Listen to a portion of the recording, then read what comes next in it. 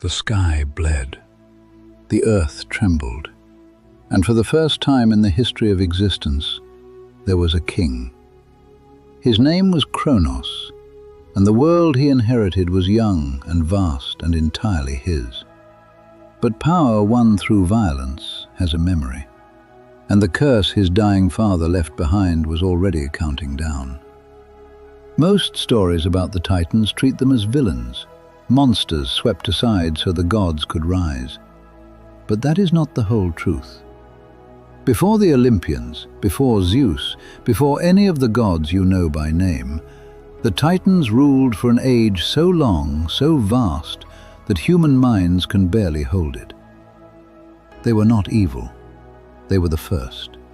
And what happened to them was not simply a battle between good and evil. It was something far older, far more inevitable. It was a son becoming his father. After the fall of Uranus, the 12 Titans walked free into a world that had never known rulers. The sky was open above them. The seas stretched wide. The mountains stood new and raw and unclimbed. And among the 12, it was Cronos who took the throne. He was the youngest of them, and yet the most feared.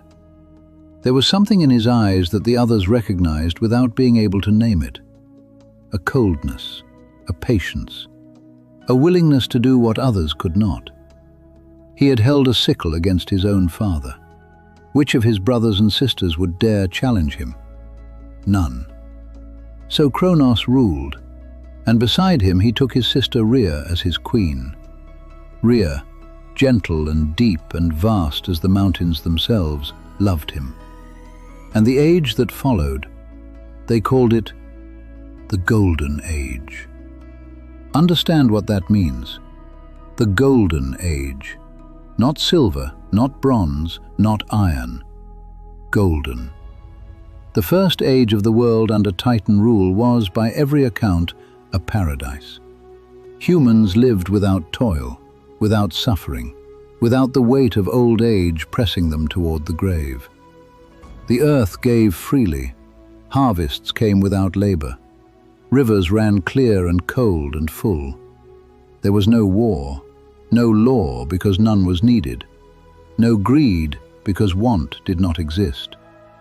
People simply lived, peacefully, fully, in a world that had not yet learned cruelty. The Titans themselves each took dominion over the forces they embodied. Oceanus and his wife Tethys became the great river encircling all the world, the source of every river, every stream, every rain that fell on living things. Hyperion and Thea blazed across the heavens. From them came Helios the sun, Selene the moon, and Eos the rosy-fingered dawn. Every morning, every evening, every silver-lit night, their children's work. Themis held the scales of divine law and order, seeing the shape of fate itself. Mnemosyne carried all of time within her mind. Every moment that had passed, every event that would matter. Because without memory, nothing that existed could know it had existed. And Prometheus and Epimetheus, the foresight and the afterthought, watched over the creatures of the young earth, waiting for their moment. The Titans were not tyrants ruling over a shaking world. They were the world. They were its forces, its pillars, its deep, sustaining bones. And yet, even in the Golden Age, even in paradise itself, one shadow fell across everything. The curse of Uranus had not forgotten where it was going. Cronos heard the words his father had screamed across the wounded sky. "One of your own children will do to you what you have done to me." He had laughed then. He did not laugh now. Because now, Rhea was pregnant. Their first child was coming into the world, and Cronos felt something he had never felt before.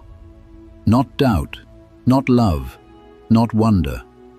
Fear. The same fear that had driven Uranus to cage his children inside the earth. The same fear that turns power into cruelty. The same fear that, in trying to stop what is coming, guarantees it will arrive. Cronos made a decision. No child of his would ever rise against him. No child of his would ever rise at all. When Rhea gave birth to their first child, a daughter, Hestia, goddess of the hearth, Cronos took her and swallowed her whole. Not killed, not exiled, swallowed, alive, imprisoned inside him, the same way his siblings had once been imprisoned inside the earth. Rhea wept, and Cronos waited. When the second child came, Demeter, he swallowed her too. Then Hera, then Hades, then Poseidon. One by one, child by child, each one taken the moment it entered the world, each one alive, unharmed, and utterly trapped inside the king of the Titans.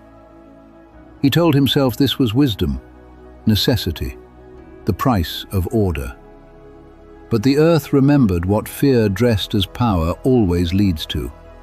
And Rhea, patient, quiet, unbearable Rhea, had reached the end of what she could endure. When she became pregnant for the 6th time, she did not go to Cronos. She went to the earth. She went to her mother. And Gaia, who had done this before, who knew exactly what it meant to watch your children stolen and swallowed, told her what to do. Rhea traveled in secret, far from the palace of the Titans, far from the eyes of Cronos. She went to the island of Crete, to a deep and hidden cave within Mount Ida, and there, in the dark, alone, she gave birth to her 6th child, a son. She held him just long enough to know his face. Then she wrapped a stone, just a stone, cold and rough and shaped like nothing, in swaddling cloth. She carried it back. She placed it in Cronos's hands. And Cronos, the king of the world, the ruler of the golden age, the being who had defied the sky itself, swallowed it without question. He felt it go down, heavy, solid, real. He was satisfied. He had no idea. On Crete, in the cave on Mount Ida, the child was hidden, protected. The Curites, divine guardians, clashed their spears against their shields to drown out the sound of his crying. Nymphs fed him honey. A divine goat named Amalthea gave him her milk. The earth itself conspired to keep him safe.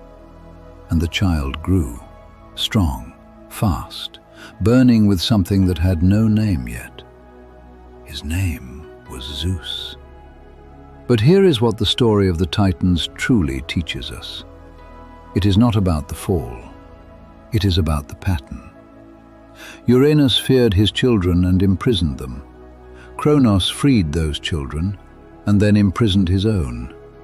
2 kings, 2 fears, the same wound wearing different faces. The curse Uranus spoke was not a prophecy born from magic. It was a law born from behavior. When power is kept through fear, it teaches fear to everyone it touches. And the thing it fears most, the rising of what comes next, becomes inevitable. Because the child who grows up watching power devour everything around it, grows up knowing exactly what must be done. Cronos did not create his own downfall by accident. He built it, carefully, year by year, child by child. He built a son who had every reason to destroy him, and then he forgot to finish the job. The Golden Age ended not because the world turned cruel. It ended because the king at its center was already afraid. And a world ruled by fear, however golden it appears from the outside, is already cracking. The Titans were the first rulers the world ever knew. Vast, ancient, powerful beyond any measure we can imagine.